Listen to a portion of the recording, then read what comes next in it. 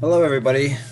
I'd like to welcome you to the 2021-2022 virtual open house. I am Adam Baumgartner, your child's 5th grade math or accelerated math teacher. A little meet the teacher. This is my 17th year teaching in the district. I taught 6th grade math for 8 years before moving to 5th grade. I really like it here in 5th grade. I enjoy working with everybody in the building. We all get along real well, and the students have been fantastic this year. I enjoy hunting and the obvious, watching the Pittsburgh Steelers and the Penguins play. And then one of my absolute favorite things to do is just spend time with my 3 kids. Here's a little layout here of our classroom. When you walk through the door, you'll notice all the students have their lockers in the classroom. The desks are placed 3 feet apart to help maintain social distancing since we're still dealing with this pandemic. In the back of the room here, we have a little bookshelf for students to free read at times in the morning or in the afternoon. On the right side of the classroom, in the back, is the bulletin board titled the Atomic Fireball Club. Now in the Atomic Fireball Club, the students have the opportunity to earn their name up on the board. And how they get that is by completing a topic test and getting a 100% on it. That's the easy part. After they take and get 100% on the test, then they have to take the Atomic Fireball Challenge itself. So I have a Jawbreaker. It's an atomic fireball that the student sits down and gets to have while we do math class. After he or she finishes it, they get their name forever etched on that bulletin board. Down below here, you'll see from the back of the room to the front of the room shot of the desks, and you'll have the Promethean board, which is the great big TV screen that is on the whiteboard. This is the second year with this piece of technology, and as of right now, I have to say it's really been a big asset to this class. I really enjoy having it in the classroom. In regards to the Google Classroom, it's a little bit different than what it was from last year. Mainly we have the students that are in the classroom as of right now, and they're getting their assignments from me.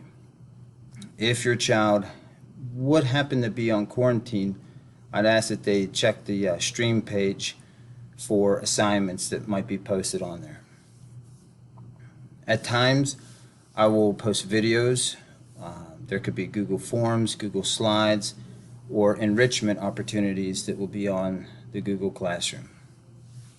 Most of all the assignments will be completed in our textbook this year. Even if your child does get sent home, please make sure that they take their math book home with them so that they can follow along with the assignments from the book itself. Now, right here I do say students' in-person assignments may differ from students' quarantine. Now that would mainly be with tests and quizzes, because if you're at home, I will have to post an assessment on the Google Classroom, whereas the students that are in the classroom will be taking the paper copy. I also have on here that it would be great if you could let us know if your child is quarantined, because the teachers can provide a Google Meets link for your child to join a synchronous class, where they can basically open up their laptops, their iPads, and be present in class even though they're at home, just like last year. But we do ask that you would allow us 24 hours in order to post the link. Homework. Students begin each class usually with an engaging warm-up problem, a spiral review, what I like to call like a refresh. Math is something that is continual learning.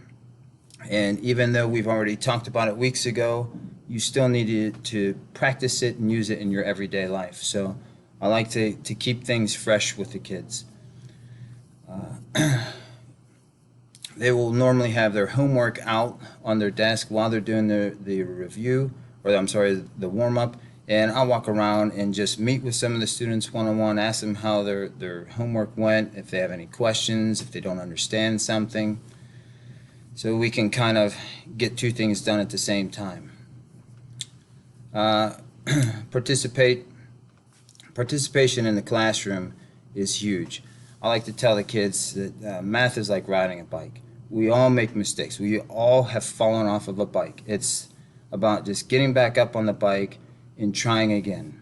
And with math, it's the same thing. You may not get it the first, second, or third time, but keep asking questions. Keep raising your hand. Keep chiming in, and eventually it's going to hit and you're going to understand what you have to do. Again, with the homework we reviewed at the beginning of the class, one big thing here is the papers will normally be left in their book. I know in the elementary setting that students would normally tear pages out of their book and take just that page home. I like to have them keep it in their book, because if they take it home and they have a question about a specific problem, you as the parent or guardian could look back in the book and see multiple examples on how to solve. So I ask that the pages stay in their book. Normally the students have 10 to 15 problems of homework. I don't want to give them an information overload.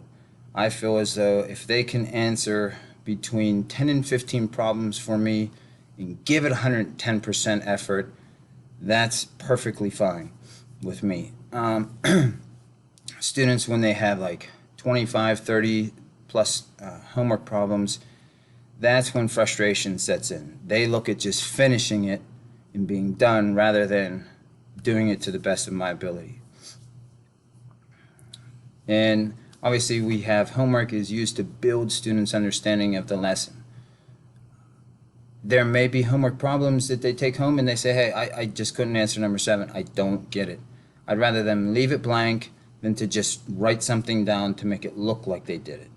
So if ever there is frustration at home where a problem can't be done, please, no tears, just put a note in the book and say, hey, Mr. B, we had no idea what to do with numbers 7 and 8. Please assist. And I'll be more than happy to sit down with them and help them out. Homework is normally not graded. Like I said, it should be used to build on the student's level of understanding. And students also have activity period to complete assignments. Our daily lesson, normally when the kids walk through, after our warm-up and homework review, we'll go over the target for the day, what can we be able to do when we leave, and in order to meet our target, we look at the guided practice that's in our book, where they're introduced to the daily lesson, they review steps to solve, they work in small groups. From that point, we'll move on to an independent practice where the students can work on selected problems from the lesson. A lot of times I'll make up groups depending on the strengths and the weaknesses. If the problems are too easy for your son or daughter, well, I'm going to give them some more in-depth type problem. If they're having difficulty on some problems, I could, change things up and give them some reteaching problems that will really break down the steps in order to solve. Our last 20 minutes is usually set aside for enrichment and remediation. Just to give them an opportunity to just absorb the lesson and figure out their own strengths and weaknesses. Tests and quizzes. Quizzes are usually given after a concept has been taught, so we might teach 2 or 3 lessons, have a quiz, do another 2 or 3 lessons, and then have a test. I always like to give the students a lot of notification before a test or quiz, and one thing that I want to really emphasize is the practice tests in the book. Practice tests in the book come at the end of every topic, and they are so imperative that the students put 150% effort into those, because my tests look just like the practice tests. So please, down where it says practice tests in the book, please make sure that that's done at home I mean, we work at it in school, but what's not done in school gets finished at home and then brought back so we can review the next day. Real quick, our units throughout this year, we're going to be talking about numbers and operations. That's where we're at right now with place value and decimals. Soon we're going to hit fractions and volume concepts. These can be somewhat difficult, especially fractions, and it usually comes around December time. So that's when 5th grade math really picks up. We'll hit into topics 11 and 12 where we're going to be working with data and measurements. We'll finish off the year with topics 13 through 16. This is a lot of 5th grade, but we'll walk them in the door of 6th grade type math, where they're talking about numerical expressions, patterns, coordinate plane, and some measurement. I want to thank you all for watching. I wish we all could have met in person. I like talking to you face to face. Please feel free to always contact me if you have any questions. My information is right here below with my extension, my email address. I'm here to help in any way that I can. Accelerated parents, if you just want to stick around for another minute or two and see what that class entails. But thank you all for watching, and let me know if you need anything. Oops. Accelerated math. Real quick, accelerated math right now is a combination of 5th and 6th grade math skills. We are in the 5th grade math book, and we're moving kind of at the same pace right now as a regular math class, but that pace is going to start to accelerate real soon. And the students will end up going through both volumes of the 5th grade book and then be introduced to the 6th grade math book, and there's actually 2 volumes of that as well.